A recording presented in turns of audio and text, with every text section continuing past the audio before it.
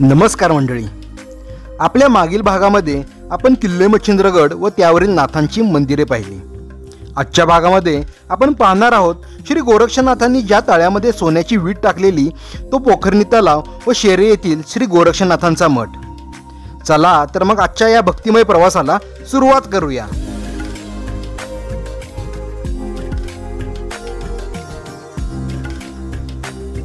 कराड शहरापासून कराड ताकारी रोडवर सुमारे 9 किलोमीटर अंतरावर हा मठ आहे।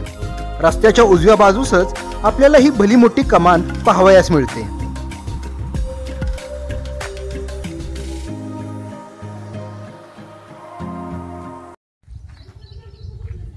बोलिए श्री शिवगोरक्षनाथ महाराज की जय। माया पी दादा श्री मच्छिंद्रनाथ महाराज की जय। नवनाथ महाराज की जय। आदेश आदेश आदेश आदेश। दोन देशाचा आला हा योगी, अलक निरंजन म्हणतोय हो, अलक निरंजन म्हणतोय हो। आदेश बोलो बाबा आदेश, आदेश बोलो बाबा आदेश, आदेश बोलो बाबा आदेश, आदेश बोलो बाबा आदेश।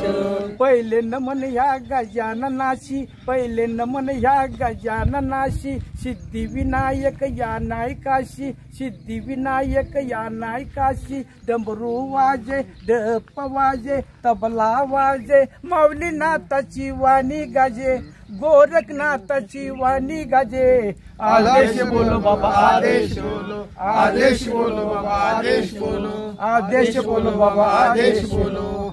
श्री गोरखनाथांच्या मूर्तीपुढेच या मठाचे श्री योगी जगन्नाथ बाबा यांची एक मूर्ती आहे। 2019 रोजी बाबांचे महानिर्वाण झालेले होते। मठाच्या त्या पवित्र वातावरणामध्ये काही काळ घालवून आम्ही आमचा पुढचा प्रवास सुरू केला।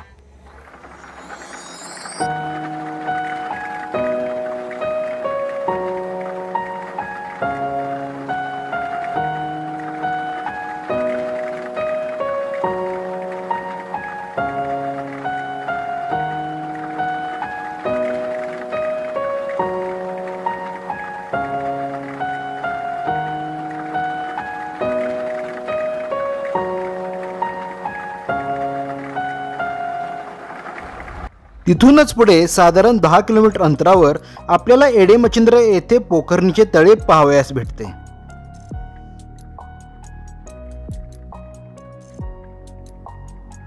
तळ्याच्या शेजारीच एडेमचिंद्र येथील गावकऱ्यांनी श्री गोरक्षनाथांचे एक छोटेसे परंतु खूप सुंदर असे मंदिर उभारले आहे।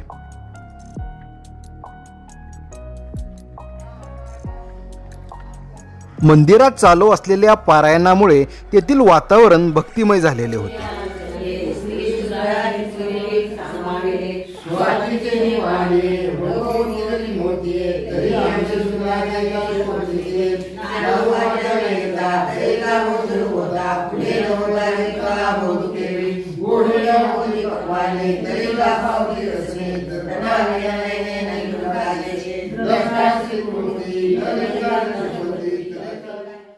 आधी हे मंदिर येथील खालील बाजूस होते, मात्र सततच्या पुरामुळे हे पाण्याखाली जायचे आणि म्हणूनच हे नवीन मंदिर वर बांधण्यात आलेले आहे।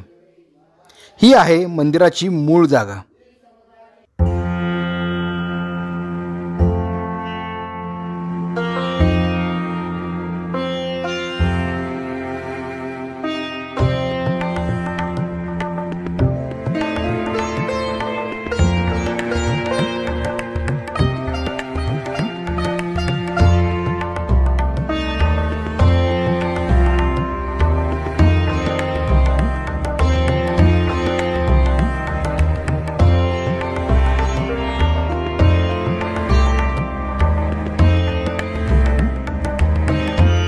ही आहे नाथांची धुनी। चला तर मग ह्या दैवी धुनीबद्दल गावकऱ्यांकडून अधिक माहिती घेऊया। धुनी जी आमची आहे ना, नाथांची धुनी जवळजवळ 1 वर्ष 6 महिने झाले जवळजवळ। या असली 7 डम्पिंग जाळलीत आम्ही। किती त्या धुनीत 7 डम्पिंग असली धुनीत घातलीत। ही धुनी 2.5 बाय 3 ची आहे। 2.5 बाय 3 च्या धुनीत अजून ध्वनी आमची काही ती भरलेली नाही. मग ती विभूती जाती कुठं? माझं मत तर नाही, देव नाही, इथं साक्षात्कार दिसतंय. तो 7 डम्पिंग असलं जळान जाळल्यानंतर विभूती किती पडल? असलं 7 डम्पिंग झालीत. रोज 24 तास ध्वनी चालू आहे, ध्वनी बंद नाही. त्याची विभूती आम्ही बाहेर कुठं काढत नाही. 2.5 बाय 3चा खड्डा, 2.5 म्हणजे एवढं रुंदी आणि एवढं 3 फूट एवढं खोल आहे. एवढ्यात 1-2 डम्पिंग विभूती साठल. यातली विभूती कुठं जाते ती त्यांना माहीत नसतं. तर ते महाराज एक म्हणले, हे जगदीश्वरला विभूती जाते, शंकराला. आता तिची काय असेल ती शक्ती. आणि हे नाथजी ज्या वक्ताला आले, गोरक्षनाथ स्त्री राज्यात गेले की नाही, ते इनात म्हणताना हे स्त्रीच्या वेशात ही अभंग आपलं मृदंग घेऊन तिथं गेले. तिथं सोडण्यासाठी. तिथं पुरुष कुठलाही नाही, तिथं आत बिऊन देत नाहीत.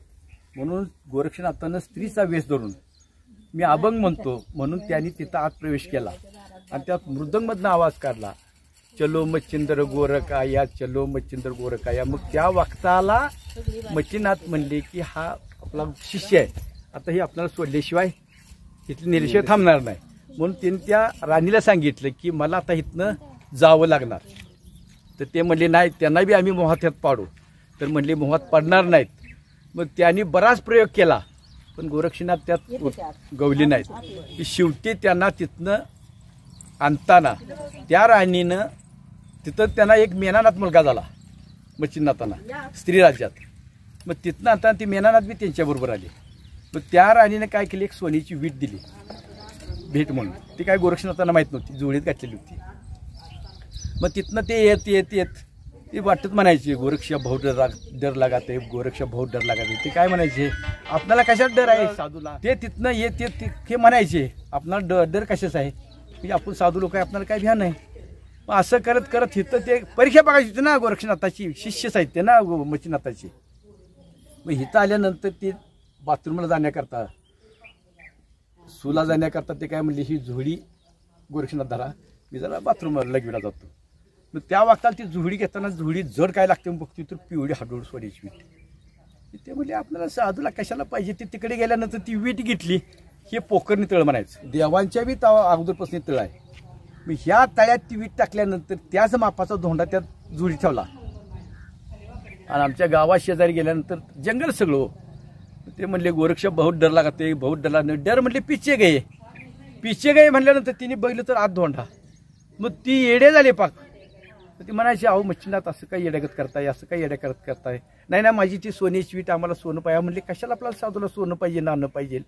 मी त्याचा आम्हाला अनुभव आला किंवा ह्या महाराजांनी आला, पैशाशिवाय ही चालतच नाही. म्हणजे सगळे ही जर कार्य करायचं म्हटलं तर पैशाशिवाय चालतच नाही. मग ते पुन्हा लेच येड्यागत झाले. मग त्यांनी पुन्हा काय केले, म्हणते ठीक आहे. मग ते कमंडोलमधलं पाणी घेतलं आणि ह्या डोंगरावर टाकले. ह्या डोंगराला हिमाद्री पर्वत म्हणते.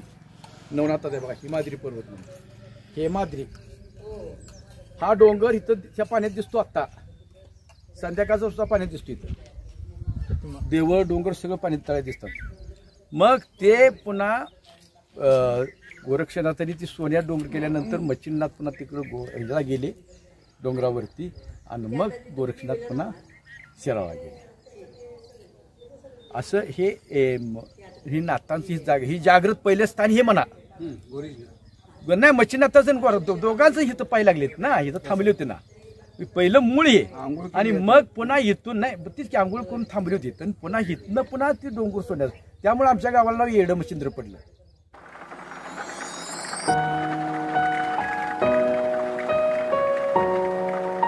त्यानंतर आम्ही गावच्या तरुण मंडळी बरोबरही संवाद साधला. तेव्हा त्यांनी या परिसराच्या विकासाबद्दल काय नियोजन केले आहे याबद्दल आम्हाला माहिती दिली. नंतर त्यांनी आमचे आग्रहाने आदरातिथ्य सुद्धा केले. तो सुंदर अनुभव घेऊन व नवीन माणसे जोडून आम्ही आमचा पुढचा प्रवास सुरू केला.